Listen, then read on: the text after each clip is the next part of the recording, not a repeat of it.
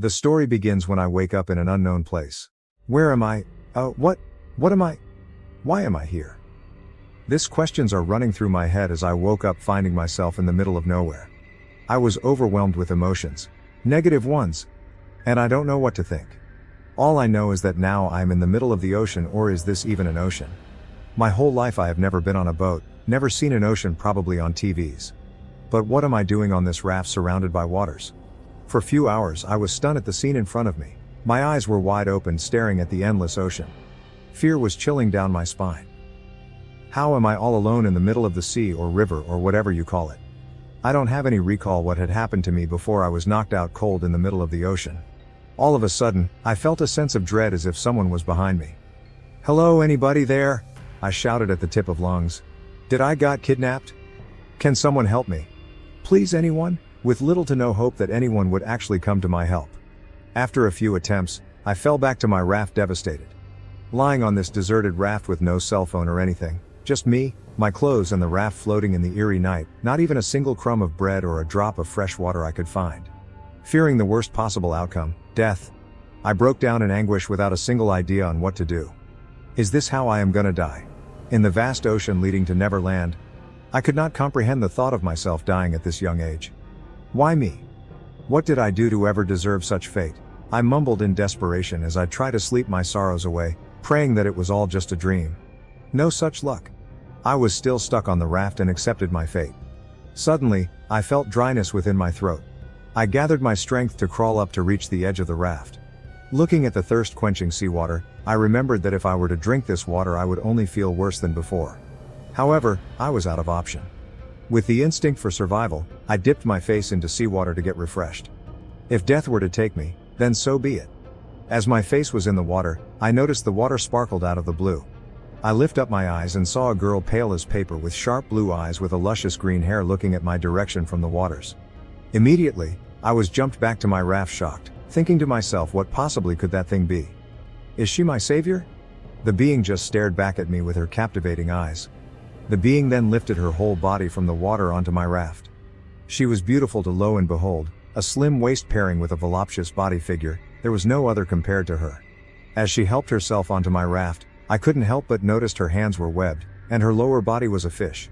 Despite all that, I was enthralled at this creature. No words were splurted from my mouth. With that glittering eyes she looked back at me. That's when I realized she was a mermaid. Nevertheless, a sense of unease ran through my body as she inched towards me. Is this really a mermaid? I can't help but wonder as she got uncomfortably close to me. She placed her chilling wet hands onto my abdomen and laid down on my chest as if she was seducing me. As she looked me in the eye she got even closer to my face and slowly her gentle lips touches mine. Not just lips but our tongues met. One thing led to another, and not before long we were making out on that lonely wooden raft floating among the calm waves under the starry night. I was so engulfed by the tender and compassionate touch that I forgot that she was not human. As I was mesmerized by that sensation, those majestic eyes suddenly enlarged, and her humanoid face turns into a carnivorous-like fish creature.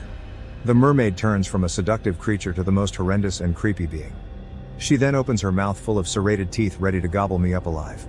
Instinct kicks in, I pushed her as hard as possible hoping that I would not turn into dinner.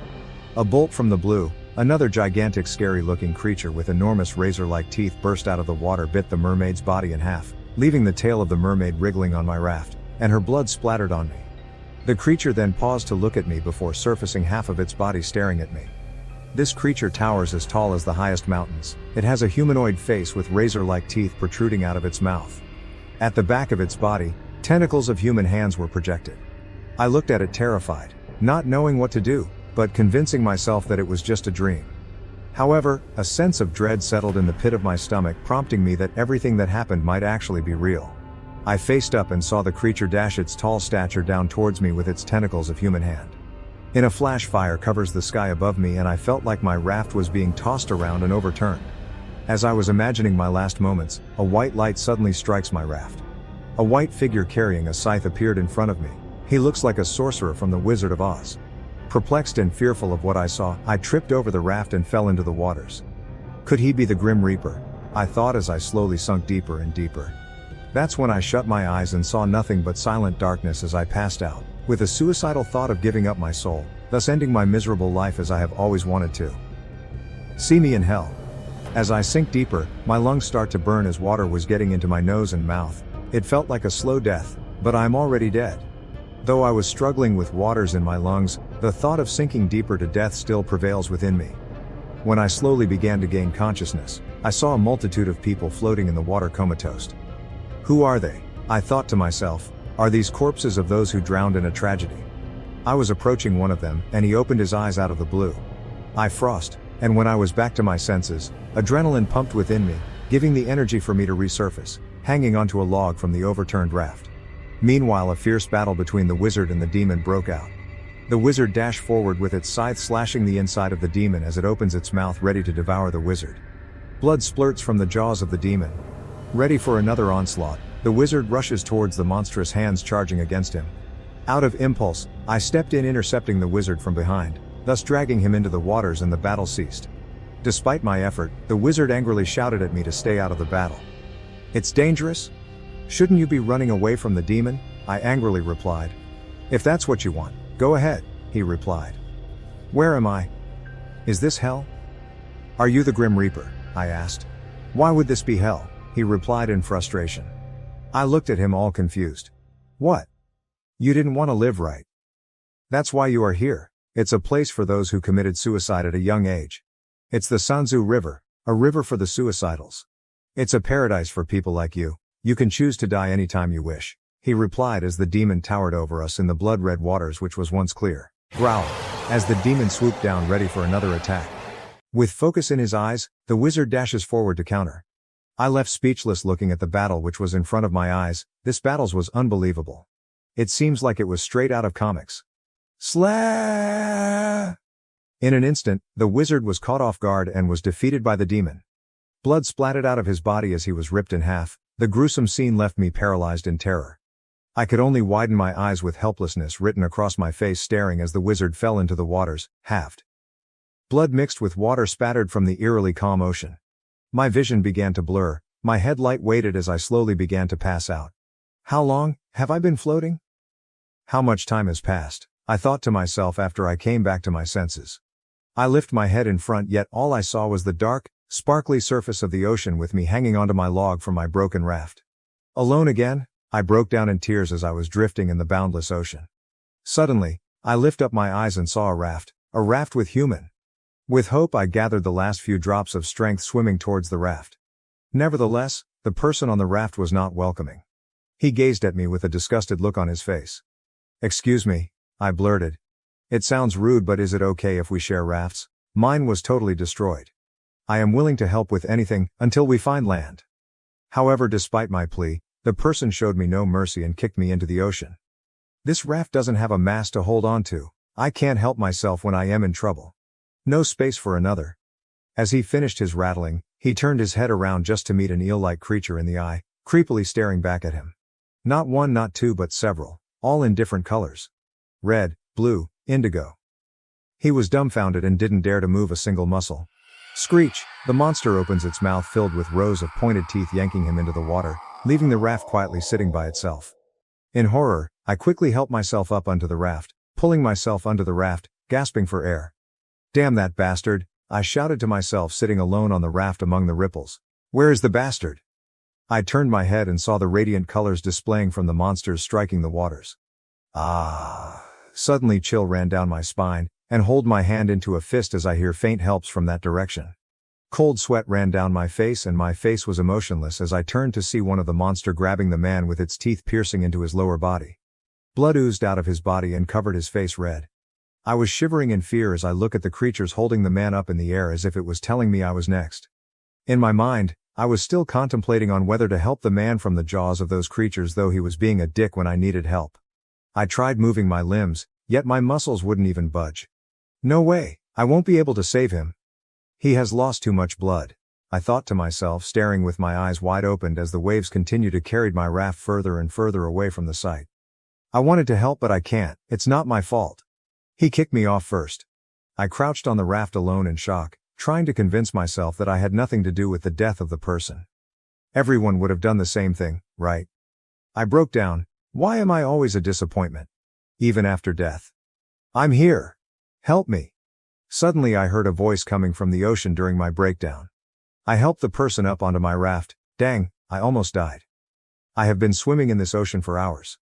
I was almost giving up, but thanks to you. By the way, I am Hyun-ho, he introduced. I'm Yoon Hiseo of 23 years, I replied. Oh, we are the same age, he happily replied.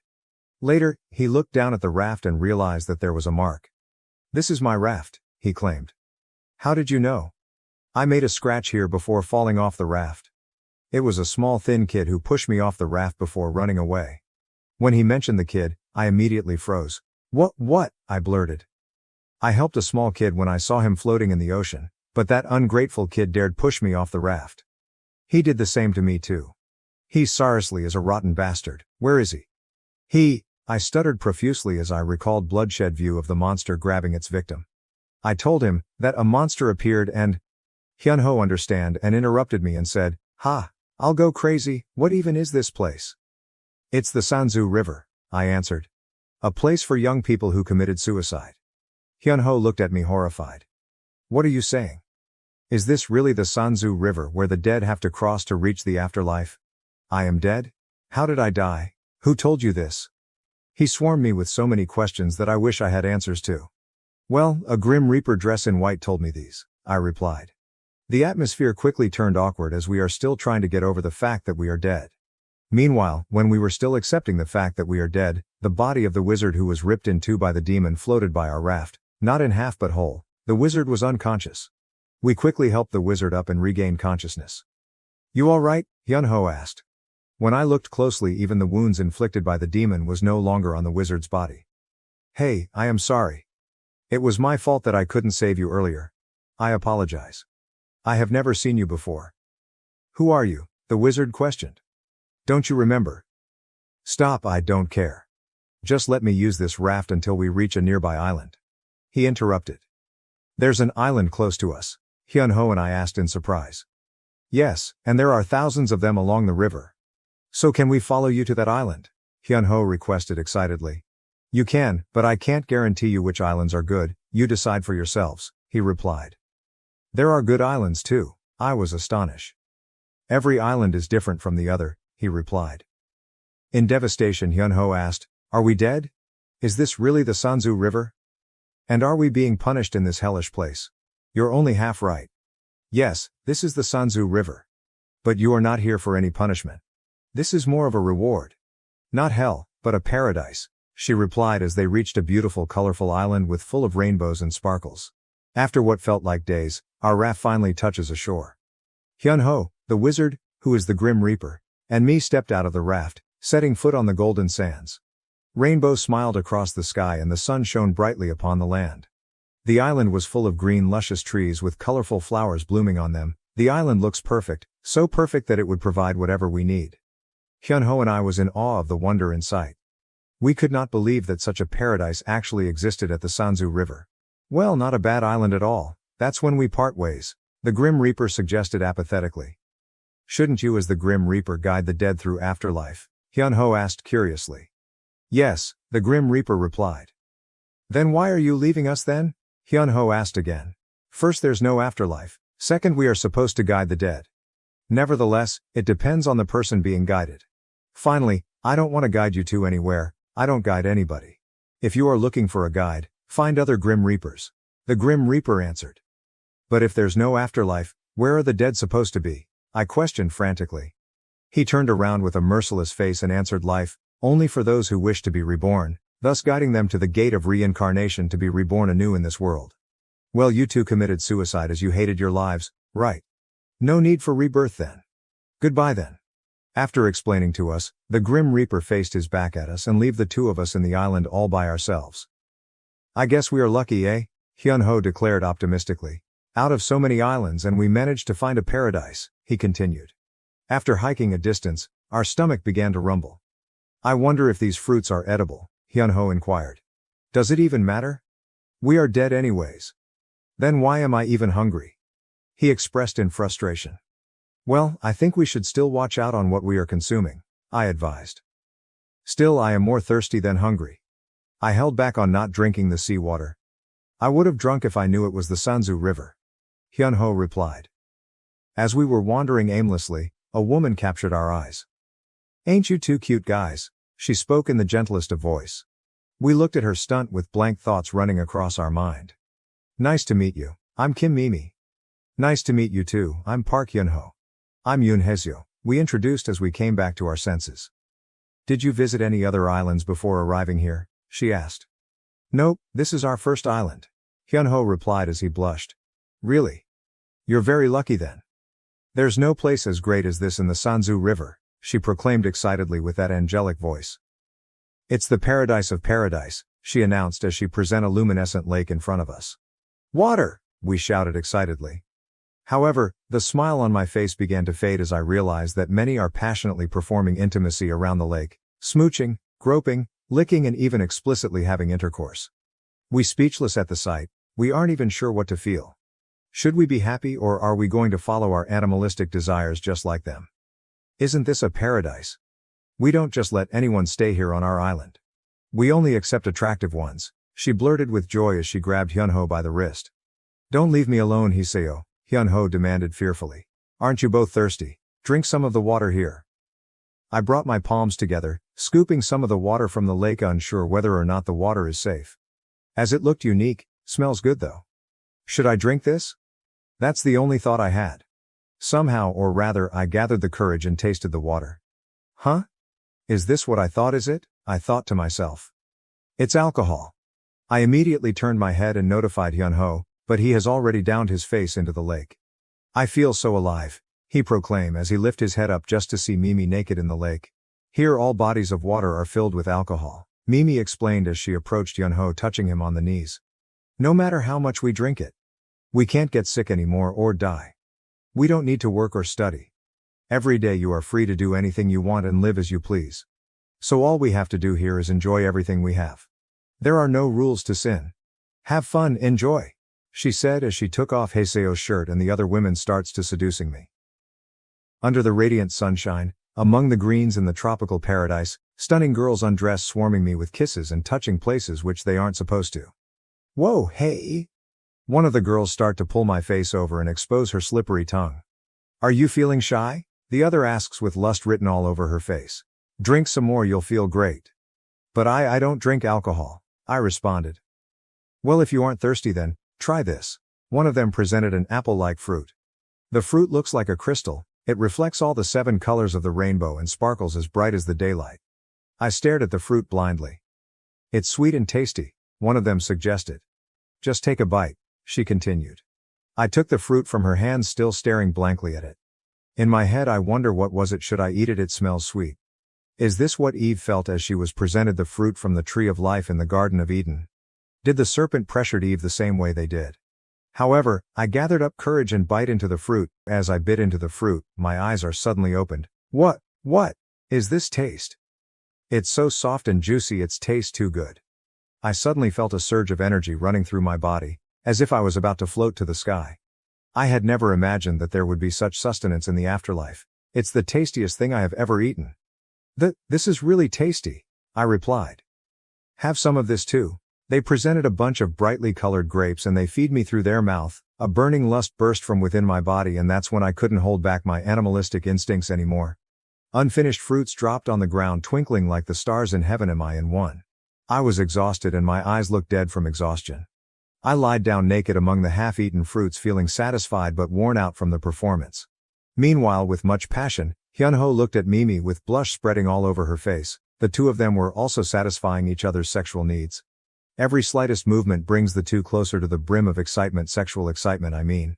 At that moment, the whole island was overflowing with the music of intimacy. If Amsterdam is known as the Sin City, this island would be the Amsterdam of the Sanzu River.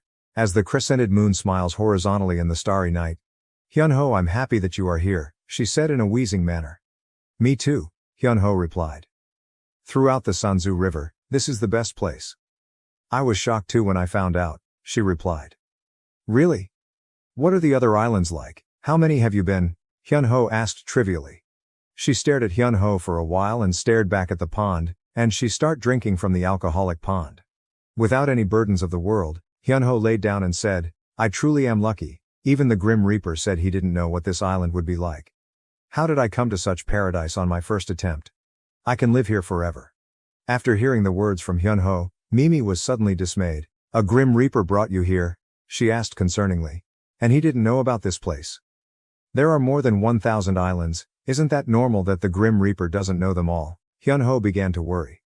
How can a Grim Reaper guide the dead without knowing his way? Mimi replied. There's no Grim Reaper as such. Hearing such words, carefree Hyunho suddenly felt a spike of fear in his heart. The Grim Reaper's most important task is to guide the dead towards rebirth, Mimi continued. Hyunho then stood up and said in his calmest voice as possible, but the Grim Reaper said he doesn't know anything and didn't want to guide us. A Grim Reaper refusing to guide. A scary face appeared behind Hyunho out of the blue as he overheard their conversation. Whoa! Hyunho fell to the ground petrified. A Grim Reaper who doesn't know his way and refuses to guide the dead, you say? He wanted Hyunho to clarify. Mimi introduced him to me. He is a Grim Reaper who comes to this island whenever he is off duty. Where is he now? He sternly asked Hyunho. I am not sure. We parted ways after we landed here. Hyunho replied fearfully. Where did you part ways? Ingyu asked. In that jungle, Hyunho said. Ingyu then wrapped a cloak around his waist, turned his back and disappeared into the jungle. Ingyu, Mimi called out, but he didn't look back to even bid farewell. Something bad is happening? Hyunho asked. I don't know, but it is odd that a Grim Reaper refuses his job. Grim Reapers usually wants to guide as many people toward rebirth as possible. Just then, Hyunho looked at the ground anxiously, having a gut feeling that this island is no longer safe. Hezio, he shouted to me. I was still drunk at that time. My body was torn out. Get up now. We need to go. Hyunho's voice was so loud that it rang loudly in my drunk ears. All I heard was high-frequency pitches. In a daze, Hyunho dragged me up and started to run frantically. Where are we right now? I asked. I naked, I claimed. Me too, use this. Hyunho handed me a towel, and we both ran towards the shore where we left our raft. It's not here, Hyunho said panically. Our raft is missing, Hyunho professed in distress. Meanwhile in the jungle, there our raft was. Kim Mugyong, the wizardry Grim Reaper, stared back as he was being called. You know this is where I spend most of my time. Why did you come find me? Ingyu questioned as he grew larger and larger. Why would that be? He countenance then morphed, eyes glowed in purple on one side and green on the other, with the tongue of a serpent flinging out of his mouth. Because you don't know your way. Ingyu continued as he further morphed into a beast. Tumors filled his back, and mantis-like claws projected out of his back. Every tumor on his back is a different limb from various creatures. Standing in front of Ingyu was the wizardry Grim Reaper, Mugyong, ready to wield his scythe any time when Ingyu threw an attack.